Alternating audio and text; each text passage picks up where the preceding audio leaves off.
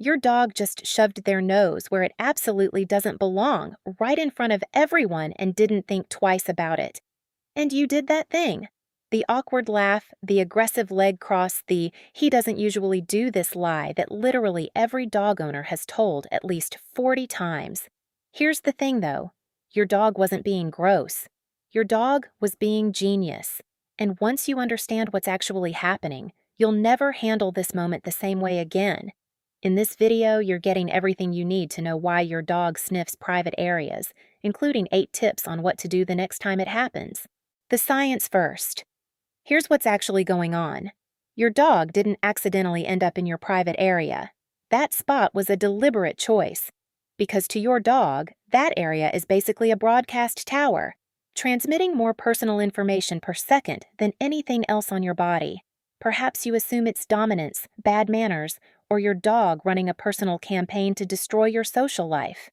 It might feel like it, but it's not accurate. I'll give you the real explanation.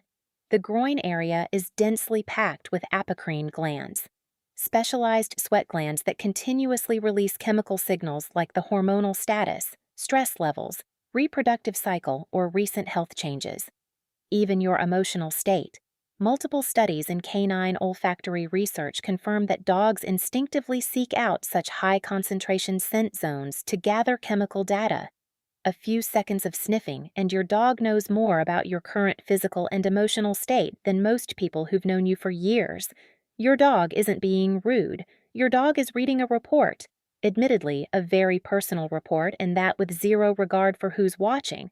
But isn't that complete lack of shame exactly what we secretly envy about our dogs? Let's look at the sniffing behavior from your dog's perspective, because told from his perspective, his behavior will make so much more sense to you. Hi, it's me, your dog. For decades, humans have had a dominance theory that the sniffing was about showing everyone who's boss. That theory was in many training books and TV shows, but this theory was wrong. I, your dog, don't wake up and think, today I'm going to establish power over our neighbour Dave by sniffing his private area. I will tell you what's actually happening. My nose is my eyes. Everything you understand by looking at someone, who they are, how they feel, whether you've met before, I get that through scent. My nose works the way your vision does. It's my primary channel for understanding the world. So when a stranger walks in and I go straight for the most information-dense area on their body, I'm not being disrespectful or dominant. I'm just saying hello. I'm not trying to humiliate you. I just never got the memo that humans have strong feelings about where the hello happens. I rely on you to teach me how to respond differently. Stay tuned. We will get there soon. The stress connection. I don't pick bad moments on purpose. I don't wait until you're in front of important people, holding it together by a thread, and then decide, now, this is the most embarrassing moment, let's go sniffing. What's actually happening is this. When you're stressed, your body releases cortisol, a stress hormone. Cortisol exits through sweat, and the glands in that specific area amplify that signal. To you, it's invisible. You might just feel tense or a little off. To me, it's a siren. I'm not choosing the worst possible moment. I'm responding to the loudest signal in the room. My nose probably knew you were stressed before you admitted it to yourself. The stranger problem. The scent of familiar people I have already catalogued, but that person who just walked through your door for the first time, I have nothing on them. They are a complete unknown standing in my house, and I need information immediately.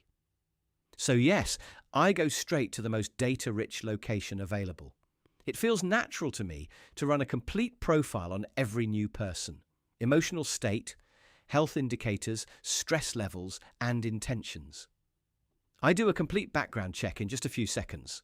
That said, it's understandable that you don't want your guest to feel uncomfortable. So here are the tips on how to redirect the sniffing that feels so natural to me but embarrasses you so much. 8 tips how to react. You now know why it happens. Here's what to actually do about it. 1. Don't panic or yell. Yelling, shoving, gasping. All of that spikes your cortisol and strengthens the scent signal, which makes your dog more interested. You've just made it worse while also looking unhinged in front of your guests. Please stay calm because neutral energy breaks the loop. 2. Redirect before contact. The moment you see the approach, give a clear command before the nose lands. Sit. Place. Leave it. Redirection at the approach stage is 10 times easier than correction mid-sniff. Once your dog is committed, you've already lost that round. Timing is everything. Watch for the approach and act. 3. Offer an alternative greeting. Train your dog to target your hand on command, nose to palm. It satisfies the greeting instinct, gives them scent information, and keeps the interaction in a socially acceptable location. Works especially well with guests. Please note that this requires consistent prior nose to palm training to work reliably. 4. Never knee the dog in the chest. Unfortunately, still recommended in some outdated training circles. It pairs a painful stimulus directly with a greeting behavior which creates confusion, anxiety, and in some dogs, fear-based reactivity. You're not teaching don't sniff there. You're teaching greeting humans leads to pain. So please don't do it. 5. Understand what your dog is actually saying. This is the one that changes things. Your dog sniffs strangers because strangers are unknown. Your dog sniffs you when something is off, when you're sick, when you've been crying, when you're scared and trying very hard not to show it. Your dog's nose is a true marvel. There are documented cases of dogs detecting early-stage cancers, blood sugar crashes in diabetic owners, and oncoming seizures, all through the same biological process behind that embarrassing sniff at your dinner party. 6. Stop apologizing. Start managing. Most owners spend years apologizing for this behavior to guests, vets, and strangers at the park.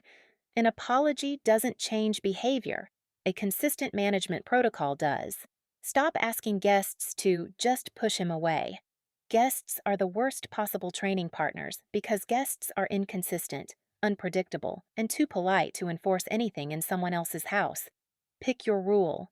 No sniffing below the waist and enforce it. Every time, every person, with no exceptions. Not for family, not for your most dog-obsessed friend who insists they don't mind. Dogs don't learn from inconsistency. They learn from patterns. It's your job to give them one. 7. Train the dog, not the guest. Most owners reach for a verbal command when the nose is already committed. That's too late. The leash is your earliest intervention tool and the most reliable one. Before a guest walks in, before the approach starts, you already have the ability to control exactly how close your dog gets to anyone in the room. Shorten the leash and step slightly in front of your dog. You've just removed the opportunity before it becomes an embarrassing situation. A dog that can't reach the target doesn't need to be corrected for reaching it. Once spatial control is consistent, your verbal commands actually have a chance to work. You're not competing with an already committed nose. You're redirecting a dog that hasn't gotten there yet. Leash first, command second, every time in that order. 8. Use it as a bond signal. Your dog is reading you constantly. When your dog gets unusually insistent, don't just redirect. Ask yourself what they might be picking up. Are you tense? Tired? Pretending you're fine when you're not? Some owners report that shifting from "this is embarrassing" to "what is my dog detecting right now" fundamentally changed their relationship with their dog. Not because the dog changed, because they started paying attention to what the dog was responding to. Your dog's nose is a precision instrument pointed directly at you. The next time it happens, you won't freeze. You won't apologize.